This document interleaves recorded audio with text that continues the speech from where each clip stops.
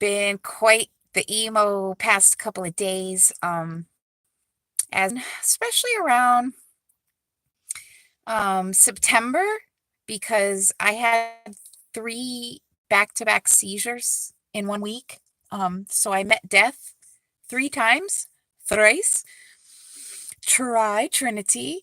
Um, and then by November of last year in 2018, I was just like on a mission of I was researching like Shakespeare and Plato and Aristotle and ancient scripture and text and all archaeological things that I'm a nut about. And I'm like, am I going insane or am I dying or like what's going on with I didn't know anything about the awakening process, nothing. Like I knew nothing, whatever. So today I made some headway. Now, I went to the welfare department because Pennsylvania just reinstated cash assistance again. And before, what it used to be is you either had to be pregnant or have children living with you um, to qualify.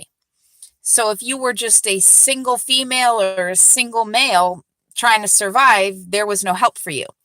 So Pennsylvania reissued cash assistance again. Now, granted, it's like $200 a month, but it's assistance and beggars can't be choosers, right? No, I can't. So then she listened to me. This is the first time a caseworker actually, like with compassion in her eyes, sat there and heard my story about everything that's going on with my ex and my kids and that environment that they're going through. And I had to get, children and family services involved. So I can't, like, everybody keeps telling me, well, go back home to Florida. And I'm like, I can't leave my children here. Well, you can go to a shelter. There's one for women. I don't in Philly, and that's like an hour away. I'm not leaving my children. I'm sorry. They're 17 and 14, but they have needs that I'm aware of that their father is not.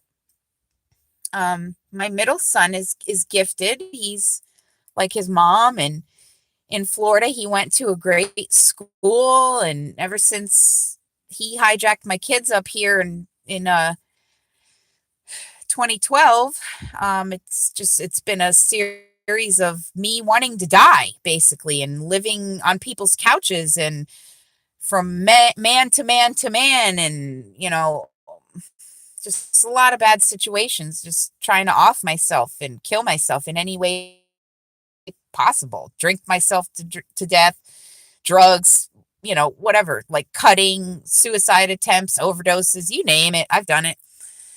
So I left the welfare department feeling like, yes, somebody finally listened to me, right? And like when she was listening, I saw the compassion in her eyes and her lips turn and smile when she would agree with something. And I wrote my whole statement down before I even went out there, like the series of unfortunate events that occurred leading up to my present circumstances. So after I left the welfare department, she's like, oh, we realized that there are only 2 shelters and one is for men only. And the other one, you have to either be pregnant or have children living with you. Now, one of those programs I used to volunteer for, and I would cook the meals at the church for the families. And there was up to 5 families with children. So I cooked these massive military meals, like stock pot meals and casseroles and stuff, cleaned up after the whole table of families, and then would spend the night at the church to supervise overnight because there's women, men, and children there. And they're only in these, it's like an emergency room in the back of these churches. They get those wraparound curtains that pull, and they get a little 3-drawer plastic bin to put their clothing and toiletries, and then the families are carting around strollers and playpens and blah blah blah. And during the day they go do job searches or go to work or get online and do the resume or whatever. The kids go to school, and then there's 4 churches, and they stay at one church for each week, and then they're transported by a big van every Sunday to the next church, and it's just sucks for them. It really does. So, I used to volunteer and do that because I thought they need help, and I love to help people. That's just what I'm about. So, I told them all of this, and she's like, okay, well, we have this agency called the Action Committee. And she said they provide like human services resources. And I need like somebody that would be willing to work maybe pro bono and family law, because I have a plethora of evidence to be used as per my case of, the situation my kids are currently in. And then being someone that has been on the receiving end of threats and things like that. And then back then, I didn't have a home, and I was real messed up, and I didn't have a chance. And I thought, well, if I do anything, they could go to a potentially worse situation and become products of the system. And I can't do that. So I did nothing. And now I look at them and I'm like, every time I failed them, I just keep failing them. How can a mother who loves her children as much as I do, which is infinite, it could never be counted, and all those tender moments of childhood that they don't remember, but I do, and I was the only one there caring for them. And now I look at them, and they've blocked me on Facebook. They won't talk to me. He'll grab my son's phone and write,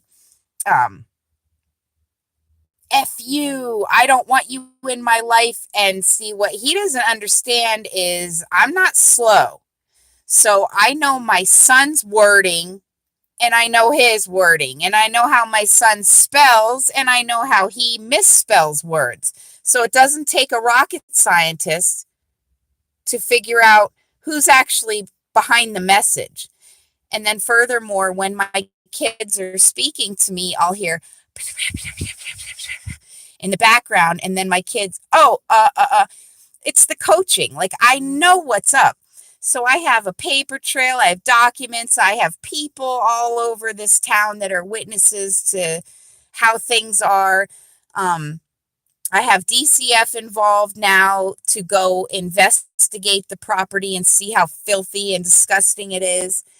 And it's not that I hold anger. I held anger for their father and resentment for him for over 20 years now. But the point is he was diagnosed with a disability, a mental one, and he's on medication for it. His medical provider, he gets through SSA, he gets a check, and then he gets one for my sons too.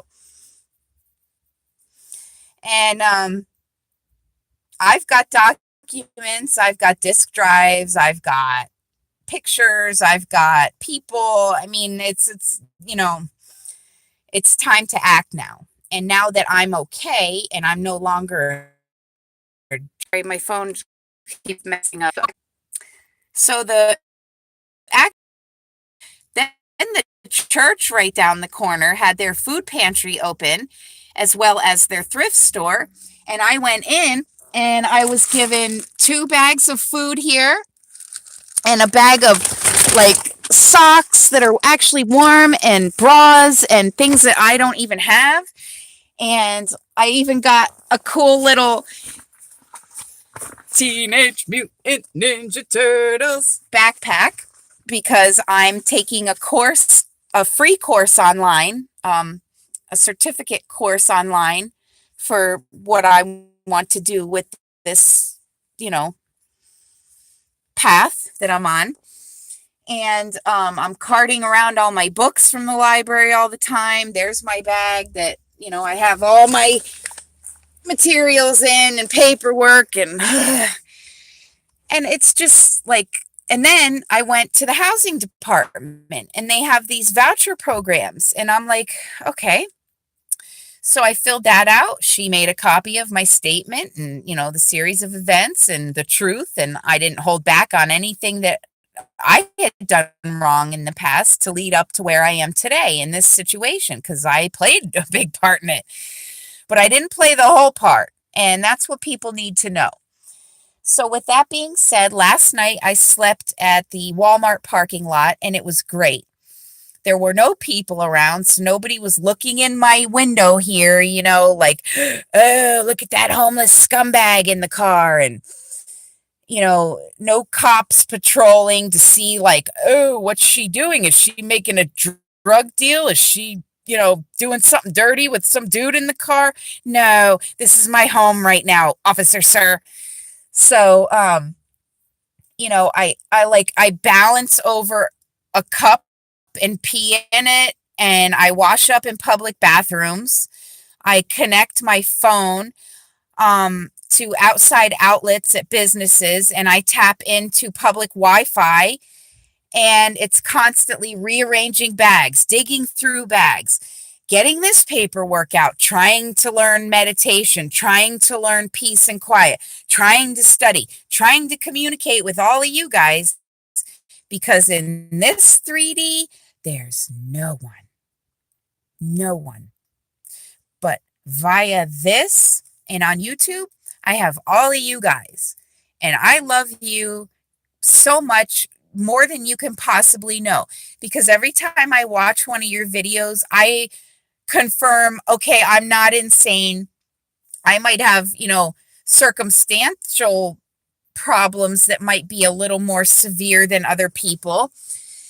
But I don't, I'm getting there. Now everything, like, the ball has been pushed down the mountain, like the snowball. Now it's just a matter of time until it gains more and more momentum, which it will, because now the truth has come out. These people can't deny when I walked in there and said, look, this winter here has been brutal. And when you're in a car and you don't have gas money to give to that person for letting you stay in their car, and you need to run the heat at night, but you don't have the gas money to give them, so you freeze back here, with that's my bag, my pillow, and my blanket there. And there's no help. There's just no help. All the churches I've been to around here, all the organizations,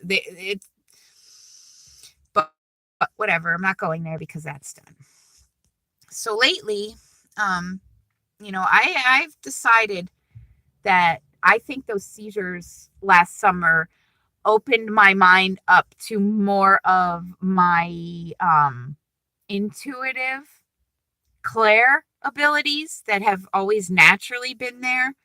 I've always experienced spirit energy, paranormal things, and even as a kid, and so have quite a few people in my family, ancestors of mine, truthfully. So I think with these seizures, once your brain stops firing off, you go brain dead. And I did 3 times in 1 week. And now I know that I can tap in. I'm developing these, like, I'm communicating more, developing my channeling abilities, to be honest. And it's just not easy when you're in concrete city like this with constant traffic and buildings and people looking in your window, and it's not like you can sit in this car and speak light language with people walking by. You know what I mean? And meditation and yoga with ha ha and church bells ding ding and people's lights, really. So sorry. I've learned, instead of crying so much like I always have done when I get stressed, if I just laugh like the insane freak that I am, it switches that negative into a positive. So you just got to smile, grin and bear it. That's what you can do. Kill them with kindness. Make lemons out of, or make lemonade out of lemons. You know, all the good old sayings from back in the day. So I told them specifically, look, there's a room that I want to rent that's only one town from my kids. It's within walking distance to my doctor, within walking distance to a very nice trail. The river runs through there, a park, and walking distance to, part-time jobs so that I can continue my studies because once I get my certification, which if I can really devote my time to it, I'll have it. I'll be certified and get my diploma by May. Um, and then I can start seeing my own clients and I can start, earning a living and not being confined to serving slop behind a counter with some corporate bigwig telling you how much you're worth and for how long you can work a day and when you can go piss and when you can eat and, corporate life. So that's what I'm doing and nothing's stopping me. Now, if someone would have gifted me a tent, I'd be out in the woods right now. Honestly, I would be away from all this drama. But now that I know that things are working out with my kids, even though they hate me right now, well, they don't hate me, but they don't understand. They don't know all the adult things that went on, between their father and I that I don't badmouth. And that's the problem. Like, he will badmouth and turn them against me. I'm always like the rising above, like, oh, it's not your dad's fault. He just doesn't have the capacity, or it's not that he's a bad person. I'm not like the hater. So whatever. I know, justice will be served and my children will be healthy again. And I'm going to make sure of that because I'm their mother and that's my job. And before everything was ripped away from me, I was a good ass mom. Like minivan, PTA, carnival mom, crafts, learning, everything was a learning experience. No junk on TV, Sesame Street, Mr. Rogers, and outside and play and, you know, natural healing. I didn't like my son was diagnosed, my oldest son, he'll be 21 in July and he lives in Illinois and he was diagnosed with ADHD when he was young and they wanted me to put him on Ritalin and all and I was like, "No, I don't think so." And the only time I considered it was when he was in middle school because it started affecting his focus in school and I thought, "Well, that's where I draw the line. If it's going to, detract from his studies and his focus and learning, then maybe medication is." And I brought it home and he's like, "I'm not taking it." I'm like, "Okay." And that was done. And he's well adjusted. He's a guitar player, a singer. He's in a band. They're going places. He's fine. Big Pharma did not own my children. My other sons won't take medication, nothing like that. Like I did teach them well about a few things. But anyways, I just wanted to tell you guys that I've also been checking my biorhythms lately as well with everything going on with the magnetosphere, the ionosphere, the cosmos, um, world, global events, and so on and so forth. Galactic issues, blah, blah, blah, blah. The list goes on and on and on. Now, that's one thing that I am, is an archaeologist. I always have been, and I always will be. And I study the ancients. I study ancient everything. And I have been doing some communicating, label that. I always say insert label here, um, with others, that do what I do, such as if you could picture maybe a scribe or someone like in the Bible, let's say John, in prison and writing what he's writing, or Nostradamus, or all the greats, Tesla, Einstein, Hermes Thoth. There's a lot of them. Too many to mention. And then, Greek gods and goddesses and Shakespeare and Homer, just a lot. So this is what I do, and I'm not ashamed of it anymore. I've never spoken on like my psychic abilities or anything like that because my whole family was always shunned for that. So I just was like, no, I don't know what you're talking about, but I do. And so I'm just self-taught and a self-learner. And in order for the student to become the teacher must become a student. And Einstein even said it. Once you stop learning, you start dying. And it's true. Don't ever stop learning things. There's always new things to be learned. And I love to learn. What do they call that? A, a studier of study. See, Logy, would be the study of in medical terminology. So, wait, logistics? I don't know. The study of study. That's what I am. I'm a learner. Anyways, I had a really freaking awesome day as far as like God, the universe, insert label here, really does provide when you are following divine will and your main goal is for the betterment and the greatest good of all, putting yourself last and others first. You can't fail. And let me just follow that up with the only way you fail is when you stop trying. Um, and I always repeat this Chinese proverb: fall down 7 times, get up 8. And that's what we do, especially us Generation Xers, 42 years old, born in 76, and the 90s were my time of grunge and alternative and, corn and bands and Linkin Park and Breaking Benjamin and just so many. And we just were loud people, We created the freaking mosh pits. I mean, that was my boot camp. I don't know about anybody else. And nothing on this planet, no human or puppet or anything is going to scare me. If I've tried to off myself, you think their threats are going to do anything to me?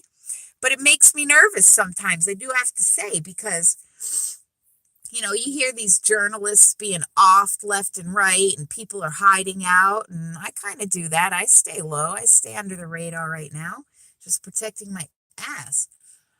But I don't fear them. You know what I mean? It's like, okay, walk 1 minute in my shoes of my life, and you're out. So next. I don't know. So it was a good day. God is good. God provides. My angels are all around me today.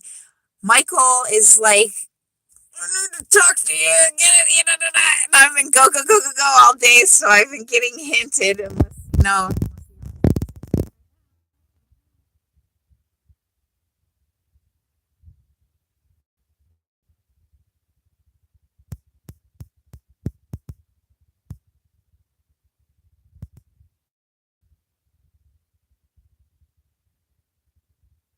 Angel hugs.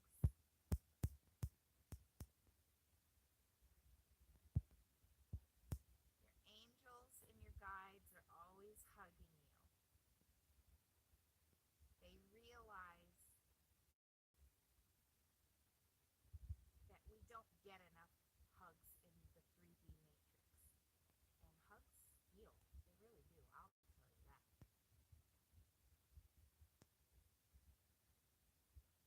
So just know that when no one else is hugging you, your angels and spirit guides are. Aww,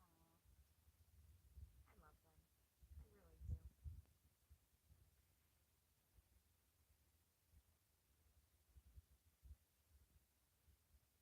We're always with you, even when you think we're not.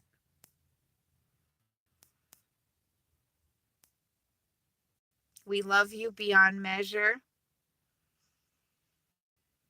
You're never alone. stay on your path, be true to yourself, and good things will follow.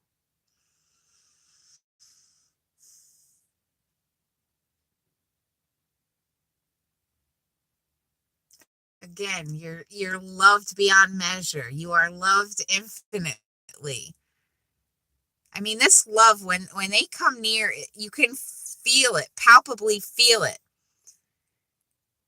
And sometimes, like, I'll get shaky or tremory or whatever. And at first, I was scared. I was like, "What's happening to me?" But okay, they're stepping back now. But if that resonates with you, then you are meant to hear it. Okay, and I'm glad to be the channel to help uplift people because I know I need it. And I love you guys. I got you. I always keep, even if I don't know you personally by name, everyone in the collective, the innocent people of the world, plants, animals, Gaia, the cosmos, galactic neighbors and partners, angels, ancestors, future generations. I hold you like all the time. I keep that mindful intent literally all day and all night, no matter what I'm doing behind the scenes. I always pause and I just like embrace you guys, envision that in my mind, like white light, protection, love, blessings, and I always do that. And when things are going down in the world, as far as Killuminati shit and all that, I kind of get a signal or a message that something's going down somewhere, and I'll get the general location, but I don't exactly know what until later and I'm like, oh, okay. So it might be like a pressing thing of, the babies, the innocence and the abortions and the pedophilia and all those things, and something will just trigger, and I just sit and I hold you all in my loving embrace. I got the babies, like this mama's got the babies. So, I love you guys, and don't give up ever. If you are sitting here today and you have lived for 5 years or 500 years, and you are able to even be here at all at this point through all the crap that we have survived through, I give you props, okay? I do, when nobody else will. I will love you when nobody else will. I will have compassion and empathy for you when nobody else will. And I am a child of God. I commune mostly with the angelic realm,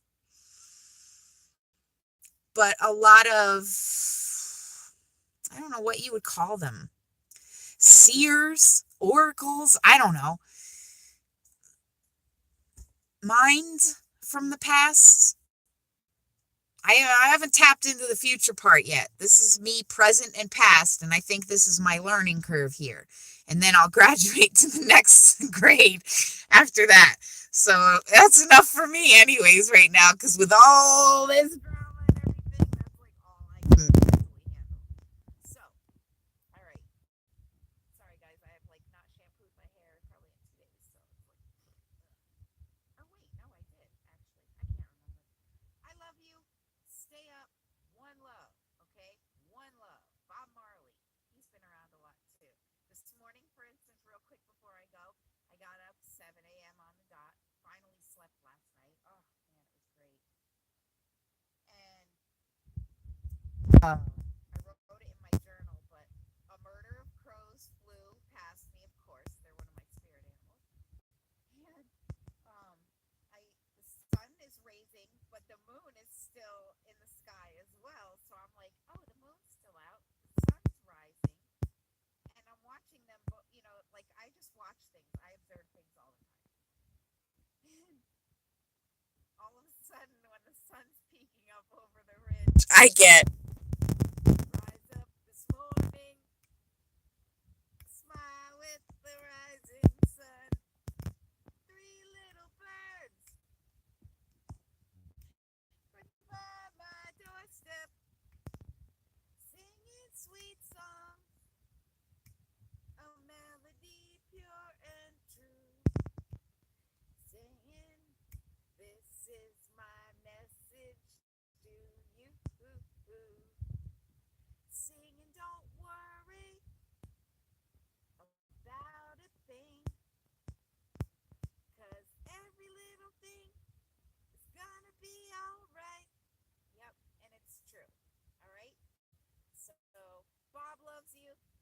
universe loves you, the angels love you, the prophets and saints love you, the collective loves you, and love yourself.